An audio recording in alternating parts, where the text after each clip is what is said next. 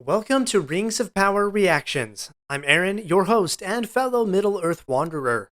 Here you'll find reviews, reactions, and deep dives into the lore behind Amazon Prime's Rings of Power. To go deeper, come wander with me on my main podcast, Lore of the Rings.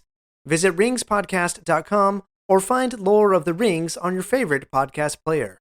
Now, let's wander Rings of Power. Do you mind if we get serious for a minute? I am worried about today. I'm a little downhearted. I'm afraid for fans of J.R.R. Tolkien's world, and let me share why. Today is the premiere for Amazon's Rings of Power Season 2. Like you, I have been seeing all the teasers and trailers on social media, but I see something at work there that makes me sad.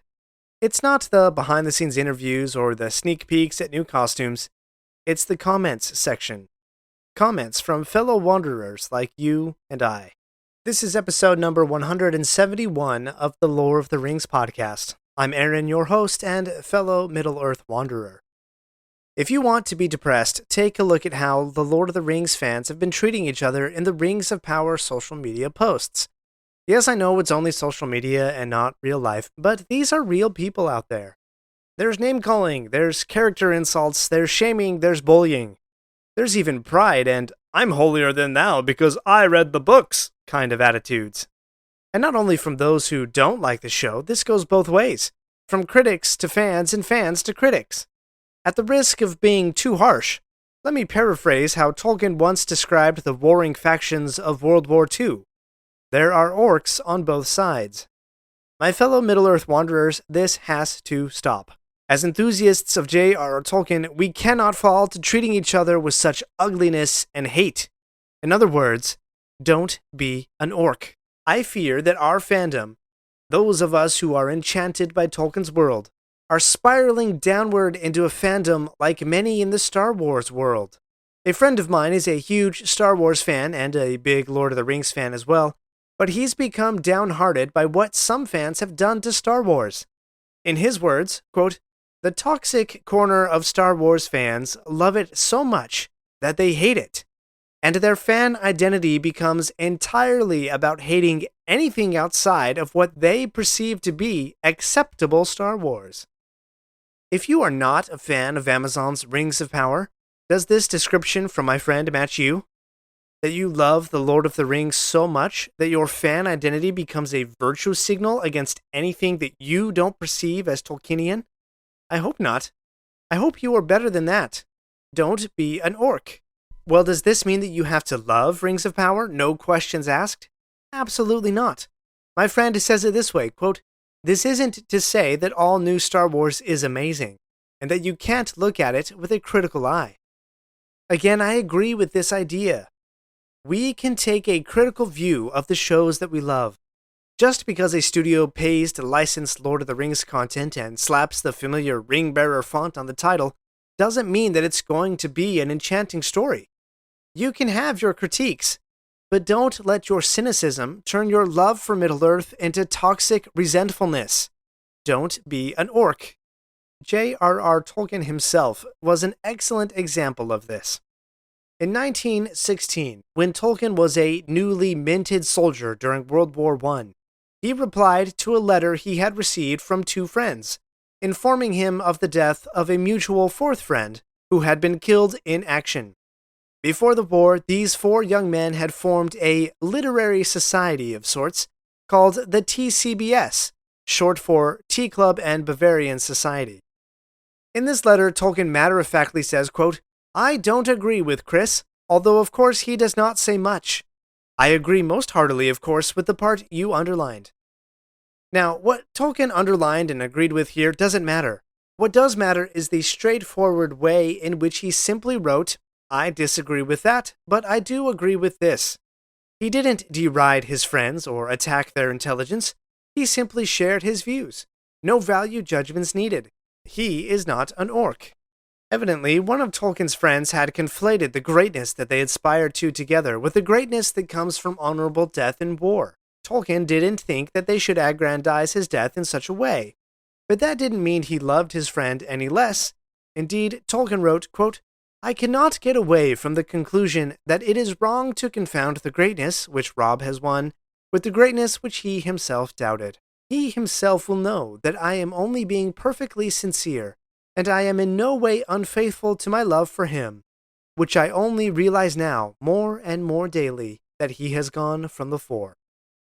Here Tolkien is correcting his surviving friend's view of greatness, and he gives special attention to his love for his deceased friend.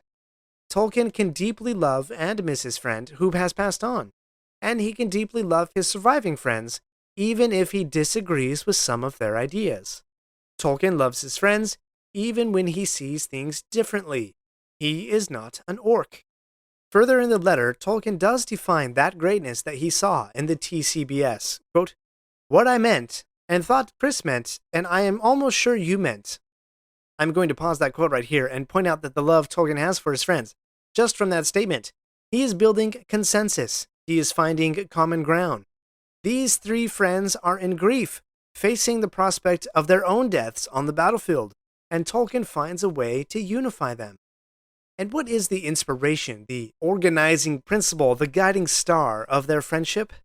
Tolkien continues, quote, "that the TCBS had been granted some spark of fire that was destined to kindle a new light, or rekindle an old light in the world, that the TCBS was destined to testify for God and truth."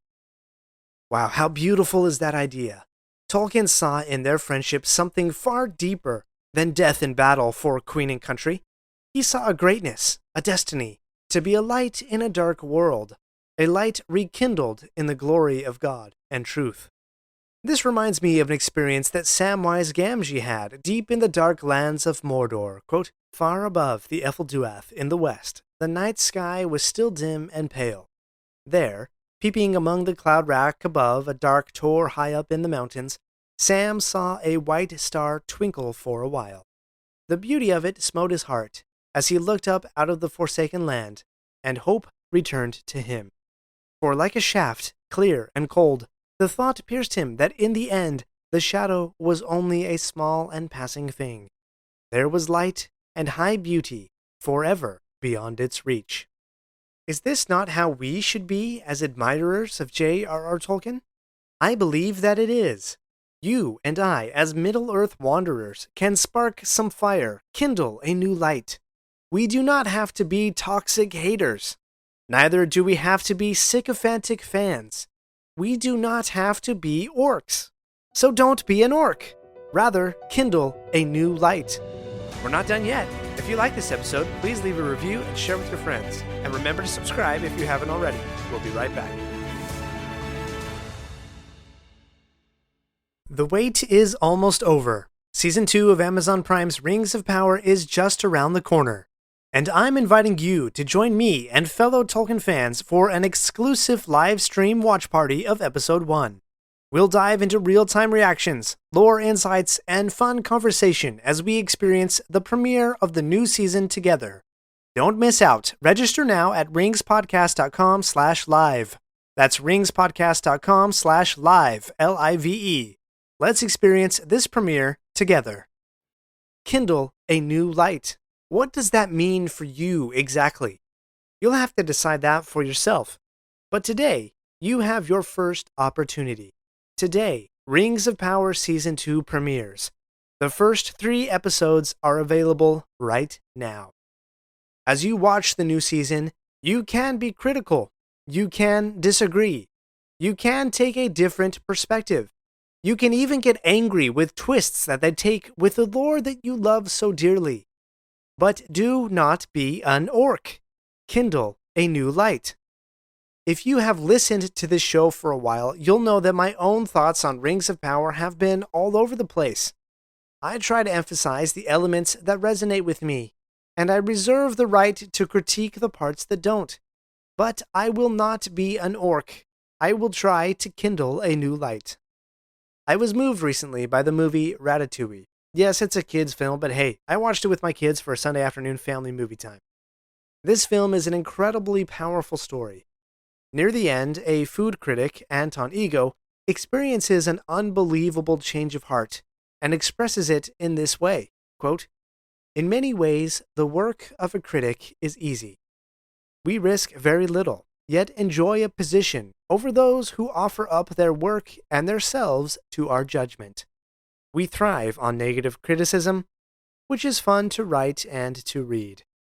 But the bitter truth we critics must face is that, in the grand scheme of things, the average piece of junk is probably more meaningful than our criticism designating it so. Think about that. The average piece of junk has more meaning than our criticism. What truly has meaning, then, are those who seek to create something new, to manifest something pulled from deep within their imagination, and in so doing touch something deep within our imagination, and maybe even stir our hearts. And though they sometimes fail, and there's no shortage of failures in Rings of Power Season 1, it is in this striving to rekindle an old light that truth is found. I have hope for Rings of Power. I want this show to succeed. I want it to succeed in bringing millions more people into the world of J.R.R. Tolkien. I want to look back at this time and be grateful that I lived in a world where Rings of Power did not exist, but then I could experience the transition to a new world after Rings of Power, and to have lived the journey along the way. I can't say I'm fully grateful yet, but I seek to kindle light as I wander. One last piece of inspiration for you. This is from Ryan Holiday's The Daily Stoic for August 27th, just a couple days ago.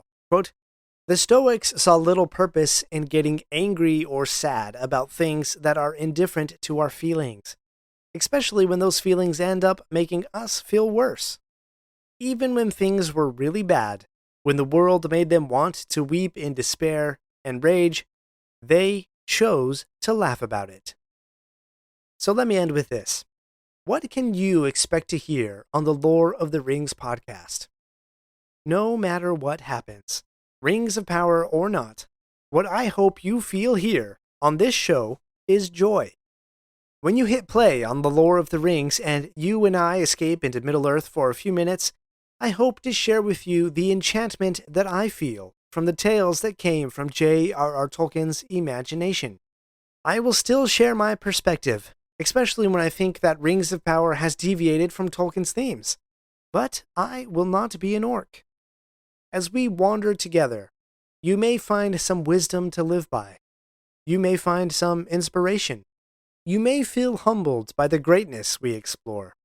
You may feel the wonder and awe that I do when I wander Middle-earth. And most of all, when you wander with me, I hope that you will feel light, a new light kindled within you, or an old light rekindled, just as Tolkien wrote, the light of God and truth. Thank you for wandering Middle-earth with me today.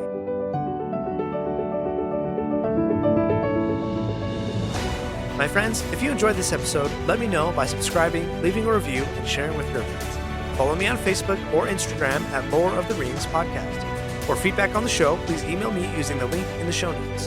Until next Thursday, remember, not all those who wander are lost. Are you ready to dive deeper into Tolkien's world? If you've ever struggled to read the Silmarillion, I've got just the thing for you. I've created a free guide packed with my best tips to help you conquer this epic book. Whether you're a seasoned reader or tackling it for the first time, this guide will make your journey through the first age of Middle-earth more rewarding than ever. Head over to ringspodcast.com to download your free guide today. Your adventure deeper into Middle-earth starts now. Visit ringspodcast.com today for your free guide.